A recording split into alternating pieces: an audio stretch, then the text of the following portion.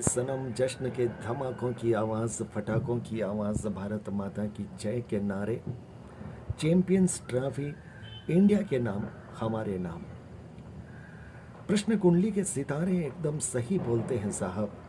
हमने कल ही विश्लेषण दे दिया था कि ये चैंपियंस ट्रॉफी इंडिया बड़ी आसानी के साथ जीत रहा है। आप देख रहे हैं मेरे पीछे धमाकों की आवाज़ सुनाई दे रही है, जश्न के पटाखों की आवाज़। बीच में खामोशी थी जब रन धीमे धीमे बन रहे थे, कुछ विकेट गिर रहे थे, लेकिन उसके बाद में जैसे जैसे अंतर ख़त्म हुआ, कुछ चौके छक्के लगे तो फिर मायूसी के बादल छंटने लगे। मेरे मन में भी कहीं ना कहीं धक धक मच रही थी कि क्या ये भविष्यवाणी कहीं गलत साबित हो जाएगी। पर मन में एक विश्वास था। विश्वास इस बात का था कि कहीं भावनावश मैंने ये भविष्यवाणी नहीं की। सितारों की गणित को ईमानदारी के साथ पढ़ा और पढ़कर के आपको बताया। हाँ, इतनी सी चूक ज़रूर हुई। मैं जिसको बड़ी आसानी के साथ मान रहा था वो इतनी आसान नहीं हुई, उसमें थोड़ा संघर्ष हुआ, लेकिन अंततः हम जीते। हमारे विकेट भी बचे रह गए, हमारे ओवर की गेंदें भी बची रह गई और हम बड़ी शान के साथ जीते। अच्छा लग रहा है।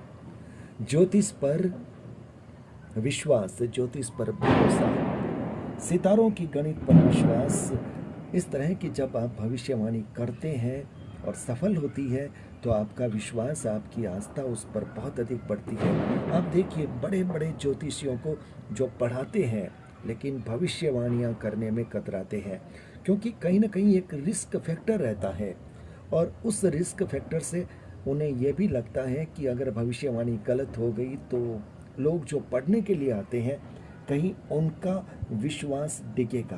पर मैं ऐसा नहीं सोचता।